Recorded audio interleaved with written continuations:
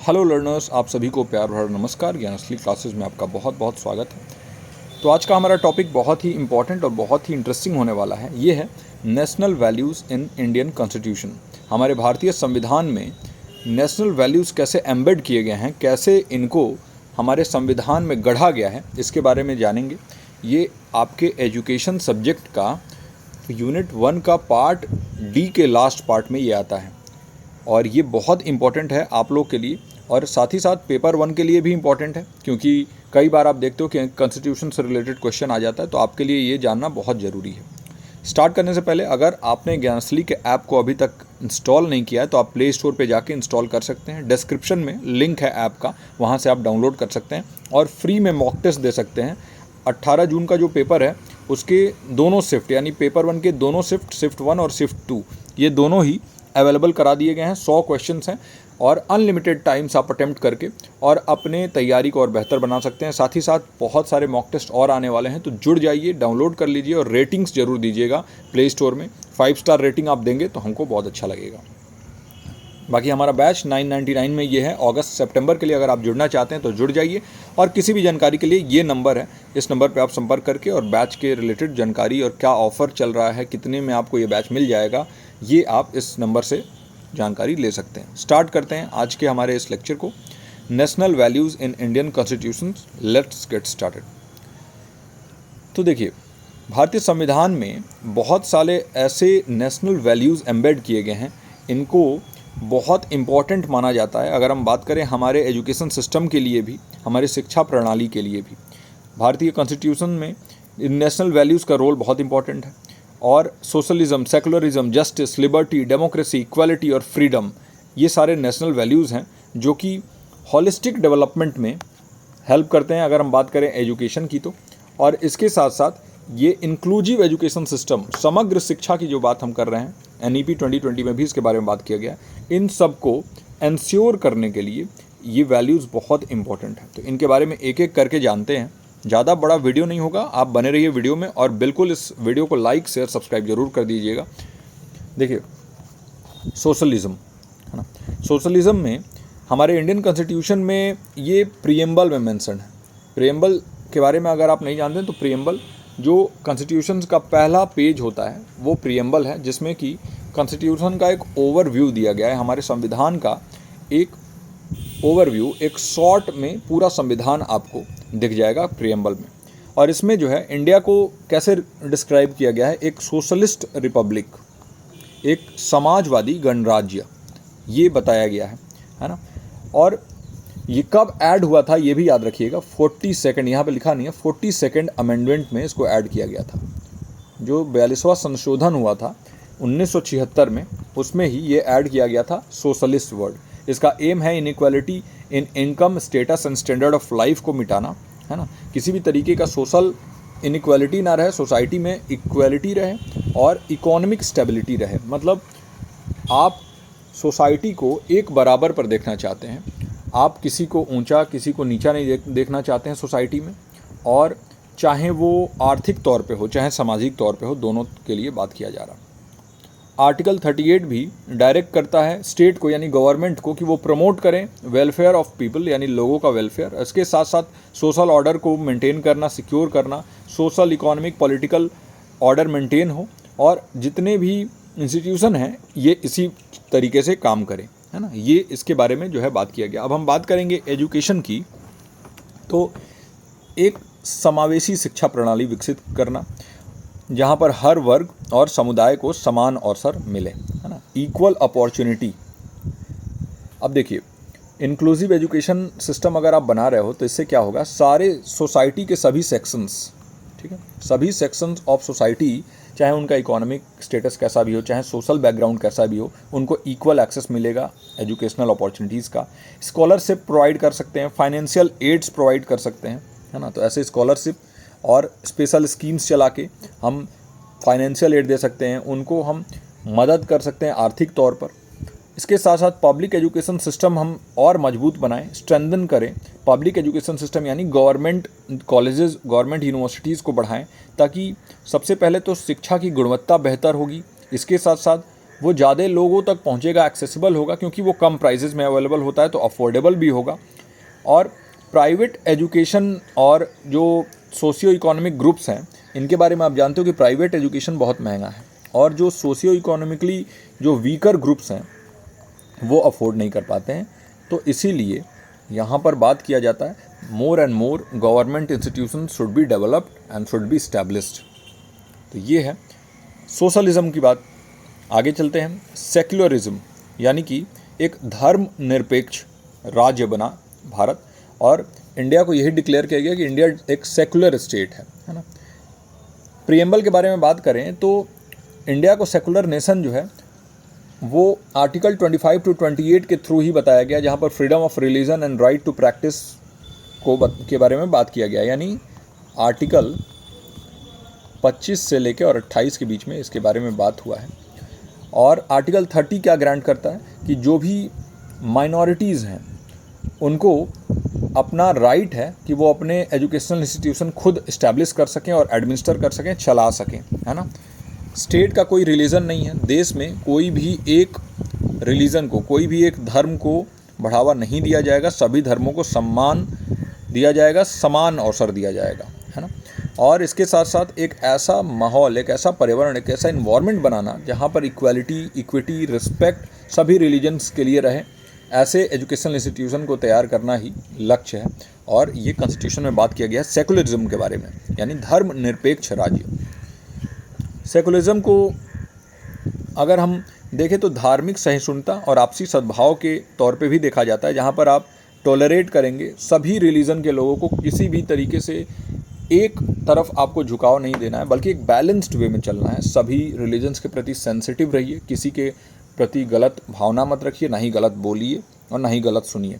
Mutual harmony होनी चाहिए students के अंदर, क्योंकि देखिए बार बार बताया जाता है ना कि जो विद्यालय है वो एक मिनी सोसाइटी है, मिनी समाज है ना, मिनी सोसाइटी है।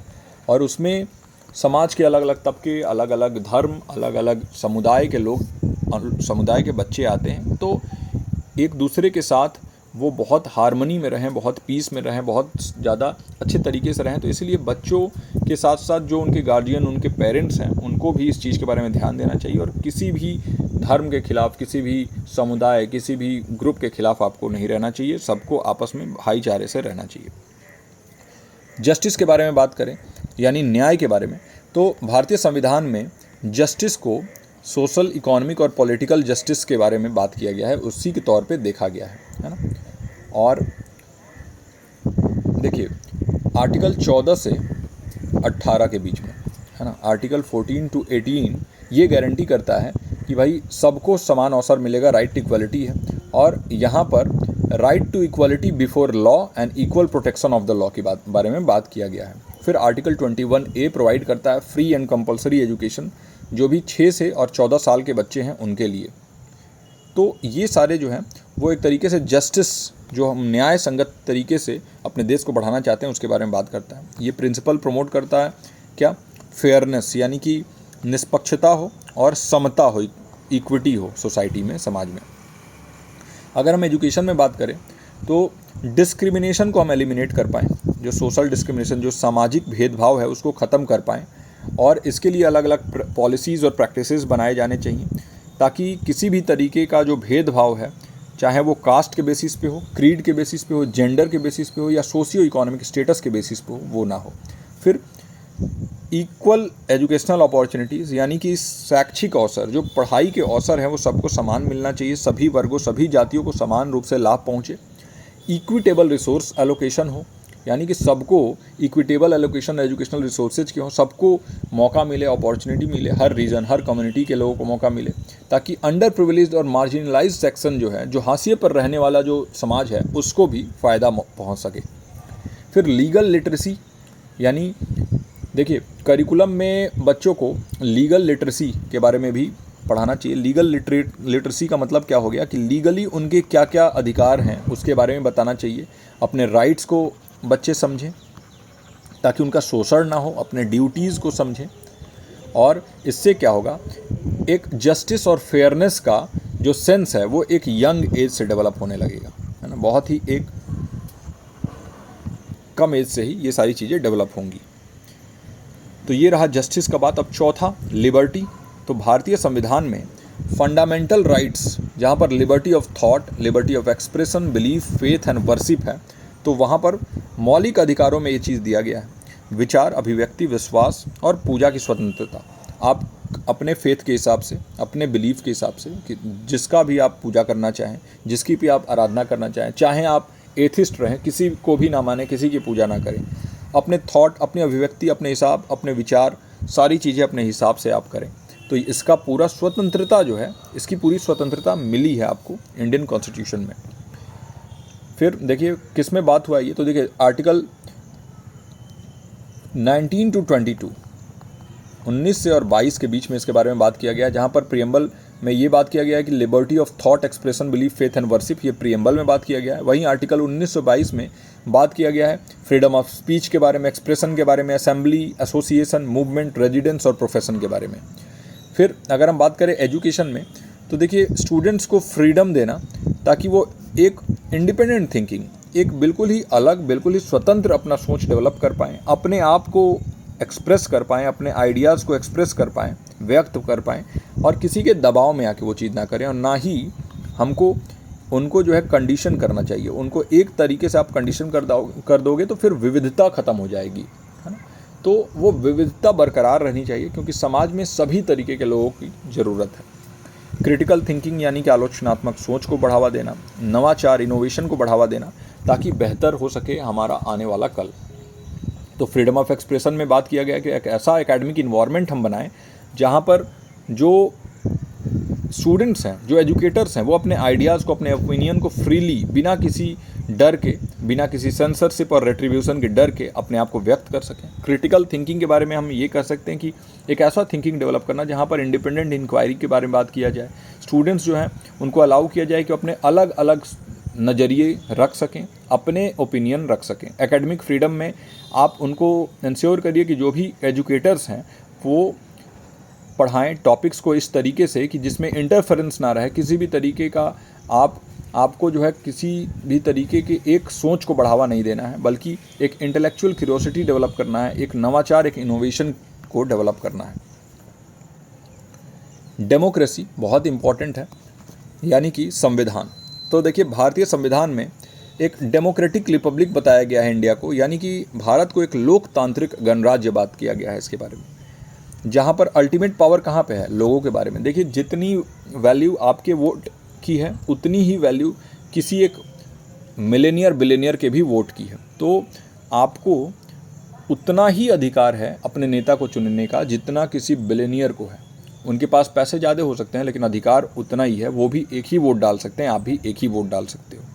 तो देखिए प्रियम्बल में इंडिया को डेमोक्रेटिक रिपब्लिक बोला गया है, और आर्टिकल 326 और 327 में ये पावर दिया गया है कि आपको राइट टू वोट है, और डेमोक्रेटिक प्रोसेस में आप पार्टिसिपेट कर सकते हैं।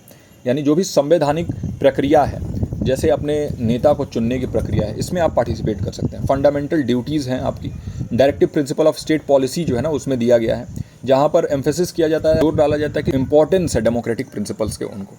फिर बात करें शिक्षा में, तो इन डेमोक्रेटिक वैल्यूज़ को जो शिक्षार्थी हैं उनके अंदर निहित करना, इलेक्टोरल प्रोसेसेस को उनको बताना कि कैसे जो है वो नेता का चुनाव होता है, कैसे आपको वोट करने जाना चाहिए, आपकी ड्यूटी है, सिविक ड्यूटी है ये, है ना, इसके बारे में बताना, ये बहुत इंपॉर्टेंट है। सिविक एजुकेशन देना, जहाँ पर हम करिकुलम के अंदर बच्चों को ये बता सकते हैं कि कैसे डेमोक्रेटिक इंस्टीट्यूशंस काम करते हैं, जो भी इलेक्टोरल प्रोसेस होता है वो कैसे होता है, कैसे एक्टिव सिटीजनशिप को इम्पोर्टेंस दिया जाता है। इसके साथ साथ जो स्टूडेंट पार्टिसिपेशन है, इसको भी हमें इनकरेज करना चाहिए। स्कूल गवर्नेंस लेवल पे स्टूडेंट काउंसिल्स, डिबेट्स हमें बनाने चाहिए, अदर डेमोक्रेटिक एक्टिविटीज़ कराने चाहिए, ताकि उनको एक सेंस ऑफ रिस्पॉन्सिबिलिटी और एक लीडरशिप के बारे में पता चले। आप देखते हो, आप अगर कॉलेज में जाओगे तो आपको बहुत सारे ऐसे कॉलेजेस मिलेंगे जहाँ पर आप एक मिनी संसद को रन किया जाता है और उसमें डिबेट्स होते हैं। तो उसका क्या कारण है?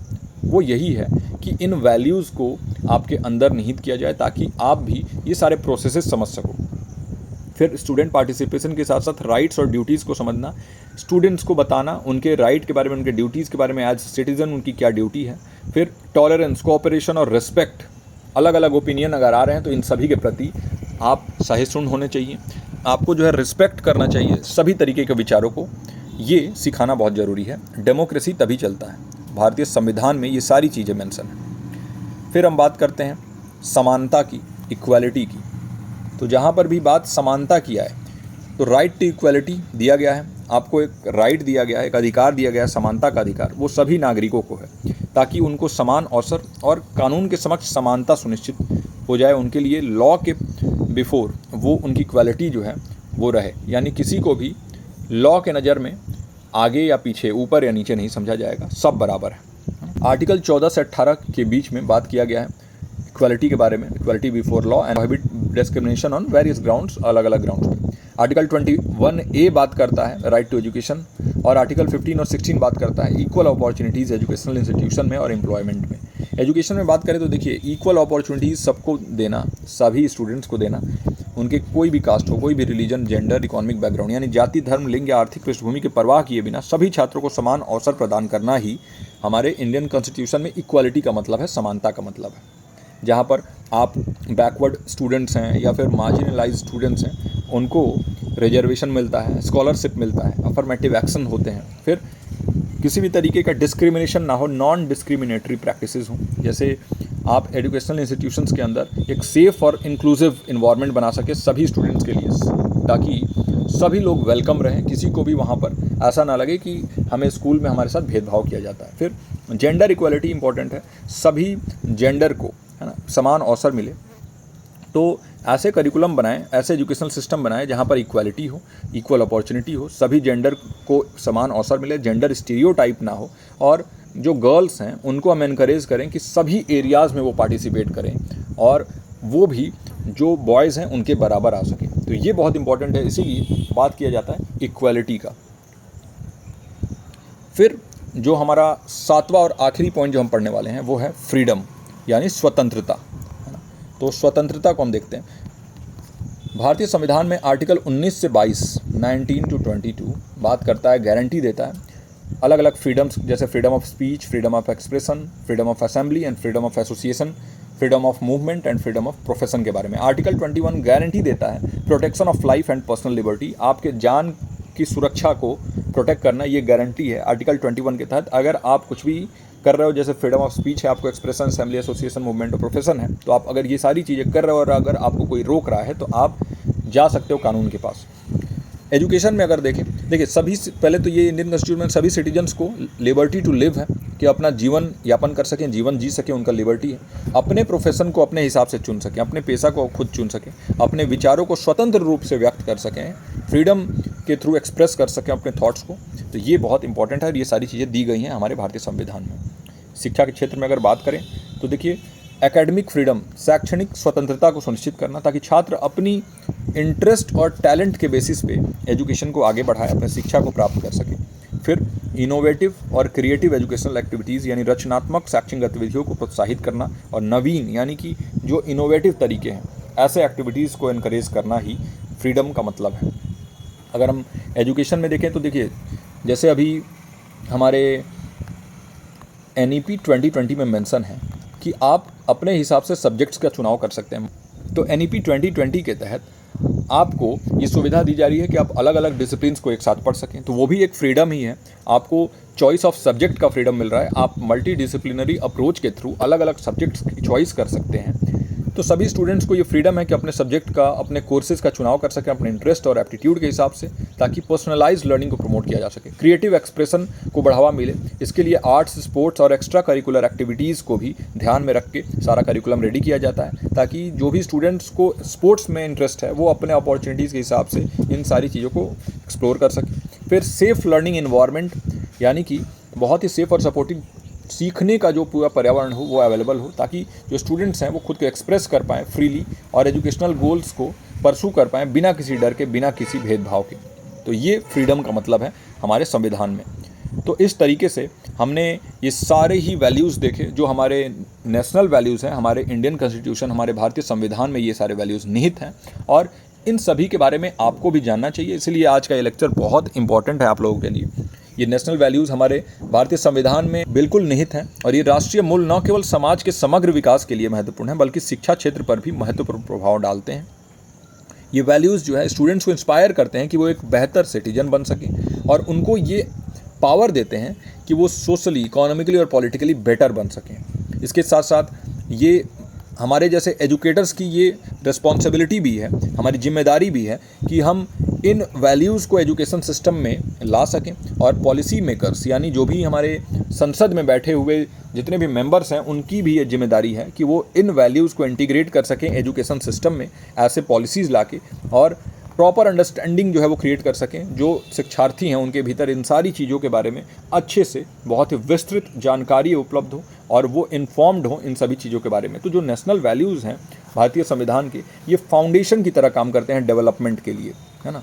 ये एक फाउंडेशन की तरह काम करते हैं, एक नींव की तरह काम करते हैं ताकि डेवलपमेंट जो हो वो इक्विटेबल हो, इंक्लूसिव एजुकेशन सिस्टम हो और ये सारे वैल्यूज़ जो है वो एजुकेशनल फ्रेमवर्क में जो है वो बिल्कुल इंटीग्रेटेड हो ताकि हम नर्चर कर सकें एक रिस्पॉन्सिबल, इन्फॉर्म्ड और एक्टिव सिटीजन्स, ऐसे नागरिक जो जिम्मेदार हों, जिनको सारी चीज़ों की जानकारी हो और जो एक्टिव हों, ताकि जो प्रिंसिपल्स हैं social justice, equality, freedom, secularism, democracy और सोशलिज्म की, ये सारी चीज़ों को हम इंश्योर कर सकें। और ये हमारी रिस्पॉन्सिबिलिटी है as an educator, as a policy makers और सोसाइटी की भी कि इन वैल्यूज़ को अपहोल्ड कर सकें ताकि हम इन यंगर जनरेशन को एजुकेशन के थ्रू ये सारी चीज़ें पढ़ा सकें। तो आई होप कि आज के इस वीडियो में आपको बहुत कुछ जानने को मिला होगा और बहुत कुछ सीखने समझने को मिला होगा।